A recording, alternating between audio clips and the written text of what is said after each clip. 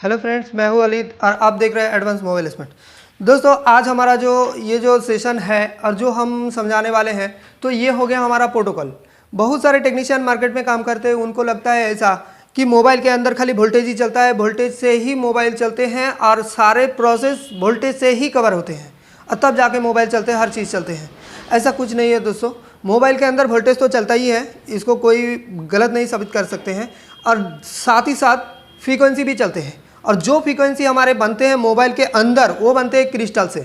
अब मोबाइल के अंदर क्रिस्टल कितने यूज़ होते हैं? दो यूज़ होते हैं। अगर आपको ये क्रिस्टल के बारे में नॉलेज नहीं है तो पीछे हमारे डिस्क्रिप्शन है या तो लिंक मिल जाएगा, तो उस लिंक में जाके अब देख सकते हैं कि क्रिस्टल के लिए हम क्लास बना के दिखाए हैं, मतलब क्रिस्टल के भी वीडियो बना हुआ है। तो यहाँ पर जो है हमारा प्रोटोकॉल के बारे में क्लास होगा आज। ये प्रोटोकॉल क्या है? क्रिस्टल से बनते हैं जो फ्रीक्वेंसी सिलिप क्लॉक और बीबी क्लॉक करके चले जाते हैं सीपीयू में, और सीपीयू हो जाते हैं सारे मदरबोर्ड का मास्टर।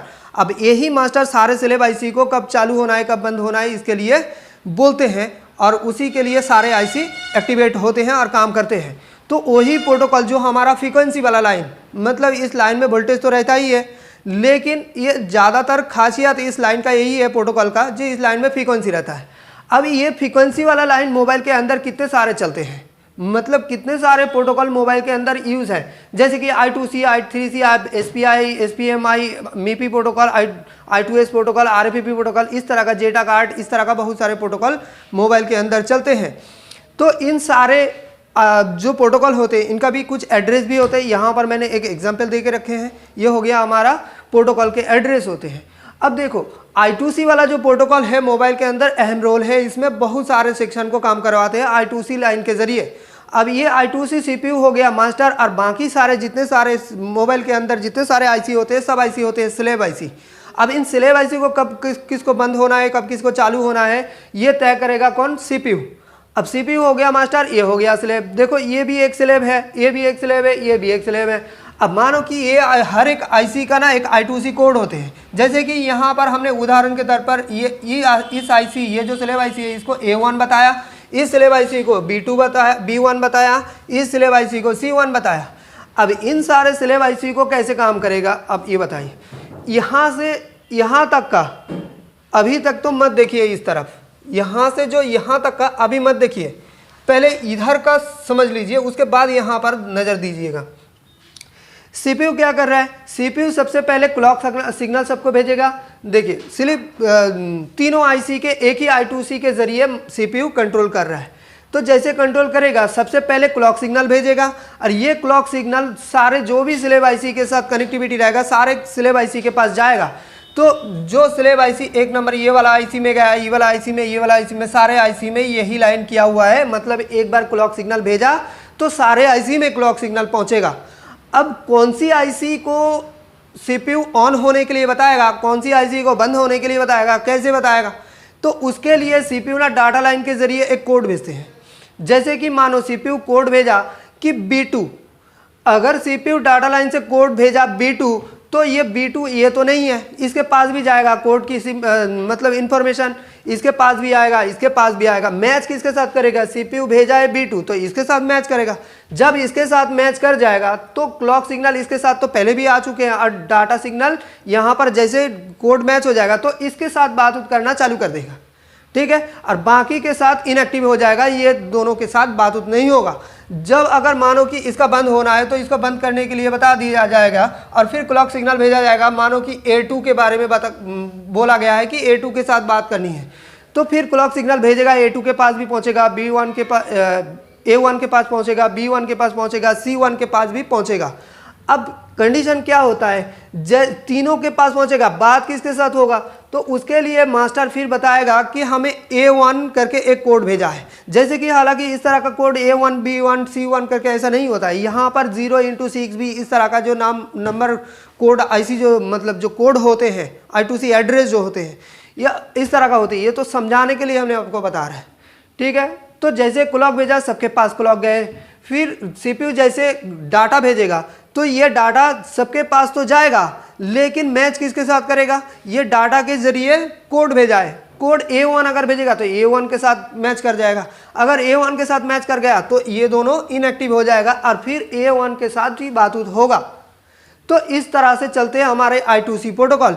अब जो क्वालकॉम के अगर प्रोसेस हो तो क्वालकॉम के लिए हमारे जो सीरियल क्लॉक और सीरियल डाटा होते हैं उसके लिए 2 पुल अप रजिस्टर लगा के उसके पीछे पावर आईसी से V-Reg L5 1.8 वोल्टेज दिया जाता है। और ये रजिस्टर ज़्यादातर देखने को मिलता है 2.2 के या तो 10 के को देखने को मिलता है। अब ये जो पावर आईसी है, पावर आईसी से देखिए V-Reg L5 1.8 वोल्टेज 2 रजिस्टर के पीछे आया और एक रजिस्टर के जरिए सीरियल डाटा के अंदर, एक सीरियल क्लॉक के अंदर 1.8 वोल्टेज पहुंच जाएगा। अब इसमें एम्पियर तो ज़्यादा नहीं जा पाएगा, कम ही जा पाएगा, क्योंकि ये जो रजिस्टर है, रजिस्टर तो एम्पियर को रोध करते हैं। अगर आपको कंपोनेंट का डीप नॉलेज हो तो फिर पता चलेगा, क्योंकि जो हमारे सीरियल क्लॉक और सीरियल डाटा ये हो गया हमारा फ्रीक्वेंसी वाला लाइन, और ये फ्रीक्वेंसी ना अपने आप से दौड़ नहीं पाते हैं, तो इसको दौड़ाने के लिए ये पीछे से 1.8 वोल्टेज दे दिया जाता है ताकि उसको ढकेल ढकेल के लेके जा पाए। तो ये हो गया हमारा I2C वाला प्रोटोकॉल। अब ये I2C हमने जो बताया ये क्वालकॉम के लिए है।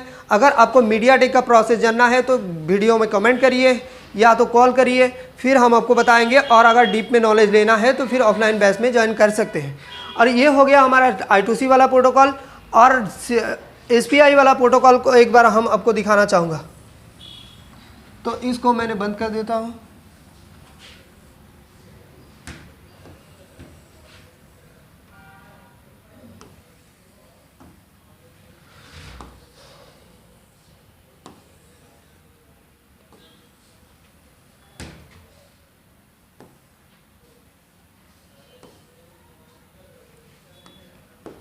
देखिए मोबाइल के अंदर I2C वाला प्रोटोकॉल भी होते हैं, बहुत कितने सारे प्रोटोकॉल होते हैं आपको बताया। तो एक हमने समझाया कि I2C वाला प्रोटोकॉल। अब हमने समझाना चाहते हैं कि SPI वाला प्रोटोकॉल, मतलब कि इसका फुल फॉर्म होते हैं सीरियल पेरिफेरल इंटरफेस। अब ये सीरियल पेरिफेरल इंटरफेस जो है ये कैसे काम करते हैं। जो CPU होते हैं, CPU हो गया मास्टर। अब ये जो 2 IC हो गया, ये हो गया स्लेव IC। अब ये स्लेव IC को कब ऑन होना है, कब कैसे काम करना है, इसके लिए CPU बताएगा, तब जाके ये काम करेगा। अब ये भी कुछ बताएगा तो CPU भी सुन पाएगा। तो इसके लिए इसका VIP रोड बना दिया गया, 4 लाइन का बना दिया गया, क्योंकि I2C वाला लाइन कितना था, खाली सीरियल क्लॉक था, सीरियल डाटा था। अब क्लॉक के अंदर से खाली कनेक्टिविटी होता था और डाटा के अंदर से खाली डाटा जाना आना, मतलब एक ही OA के अंदर से गाड़ी जा भी रहा है, आ भी रहा है, मतलब ये टक्कर लगने का चांसेस ज़्यादा है, मतलब इसमें स्लो प्रोसेस में काम होता है। अब जो SPI वाला प्रोसेस है ये हो गया हमारा हाईवे वाला प्रोसेस, मतलब ये और जल्दी और फास्ट काम होगा इसमें। कैसे, जैसे स्लेव IC का मैंने एक इसका I2C एड्रेस जो होते हैं, मतलब ये जो स्लेव का जो एड्रेस है, ये एड्रेस मैंने इसको D1 और इसको G2 करके एड्रेस दे दिया है उदाहरण के तौर पर। अब यहाँ पर देखिए जो I2C वाला लाइन था, 2 लाइन था, सीरियल क्लॉक सीरियल डाटा, यहाँ पर हो गया 4 लाइन। एक लाइन हो गया क्लॉक की लाइन, अब एक लाइन हो गया CS SS या तो CE। CS का मतलब है चिप सिलेक्ट, SS का मतलब है स्लेव सिलेक्ट, CE का मतलब है चिप इनेबल। अब ये कोई भी स्कीमेटिक के अंदर अलग अलग मॉडल के अंदर अलग अलग नाम देखने को मिलेगा। CS भी लिखा हो सकता है, SS भी लिखा हो सकता है, CE भी लिखा हो सकता है, ठीक है। इसीलिए तीनों नाम आपको पता होनी चाहिए। अब उसके बाद 2 लाइन ही ऐसी देखने को मिलेगा, एक होगा मीसो और एक होगा मौसी। मीसो मौसी का काम क्या है, इसका फुल फॉर्म से ही आपको पता चलेगा कि मीसो का मतलब है मास्टर इनपुट स्लेव आउटपुट। अब मास्टर कौन है, CPU मास्टर है। अब स्लेव कौन है, ये हो गया स्लेव। मतलब स्लेव अगर कुछ बोलना चाहे, मास्टर अगर मास्टर को सुनना है तो फिर मीसो लाइन से स्लेव मास्टर को बताएगा, मतलब ये हो गया मीसो लाइन, मतलब आने वाला लाइन। अब CPU जो बताएगा स्लेव सुनेगा, तो उसके लिए हो गया मौसी, मतलब master output slave input. Master जो भी आउटपुट करेगा स्लेव में जाके इनपुट होगा, स्लेव सुनेगा, ठीक है। तो ये इसके लिए ये हो गया 4 वाला 4 लाइन हो गया। अब क्लॉक जैसे भेजेगा, मानो कैसे काम करते हैं, वर्क कैसे करते हैं। जैसे CPU कोई सेक्शन को अगर काम करवाना चाहते हैं तो सबसे पहले क्लॉक भेजेगा। अब ये क्लॉक जितने सारे ये SPI प्रोटोकॉल जितने सारे IC को एक ही लाइन के द्वारा कंट्रोल कर रहे हैं, उन सारे IC में जाएगा। हम यहाँ पर 2 ही उदाहरण लिए। जैसे क्लॉक सिग्नल अगर भेजा तो इसके साथ भी जुड़ा हुआ है, इसके साथ भी जुड़ी हुई है, मतलब क्लॉक सिग्नल इसके पास भी भेज जाएगा, इसके पास भी जाएगा। अब फिर काम किसके साथ करना है, बात उत किसने के साथ करना है, उसके लिए फिर CS लाइन से सिलेक्ट किया जाएगा। CS लाइन के जरिए आपका कोड भेजा जाएगा कि D1 या तो G2, जो भी एक कोड भेजेगा, शायद मानो कि G2 भेजा है तो फिर G2 यहाँ पर भी आएगा, यहाँ पर भी आएगा, लेकिन यहाँ पर G2 तो मैच नहीं करेगा क्योंकि उसका जो एड्रेस है वो है D1, तो वहाँ पर मैच नहीं करेगा, वो हो जाएगा इनएक्टिव। अब इसके पास आएगा, यहाँ पर G2 मैच किया कर गया, तो फिर ये हो गया एक्टिवेट। अब इसके साथ इसका बावजूद होगा, ये अगर कुछ बताना चाहे तो फिर मीसो लाइन के जरिए ये बता सकते हैं। ये हो गया हमारा मीसो लाइन, तो ये स्लेब जो भी बताएगा ये मीसो लाइन के जरिए CPU तक पहुंचेगा। अब CPU कुछ बताना चाहे तो मौसी लाइन के जरिए फिर स्लेब IC के पास पहुंचेगा। तो ये हो गया हमारा प्रोटोकॉल वाला लाइन। और फिर ये वीडियो अगर आपको पसंद आया और अगर कोई क्वायरीज है तो आप कमेंट सेक्शन में हमें क्वेश्चन कर सकते हैं। और अगर डीप में जानना है जैसे कि RFFP protocol, SPMI protocol, MIPI protocol, RFFP protocol, I2S protocol, MI2S protocol, ART protocol, EBI, EMI, तब CSI, DSI, इतने सारे बहुत सारे प्रोटोकॉल मोबाइल के अंदर चलते हैं। सारे प्रोटोकॉल के बारे में अगर जानकारी लेना हो तो फिर आपको ऑफलाइन बैच में ज्वाइन करना होगा।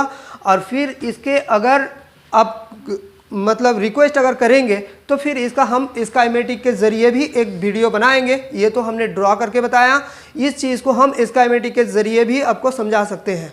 तो वीडियो ज़्यादा लंबा ना करते हुए यहीं तक हम जय हिंद करते हैं। तो लाइक कीजिएगा।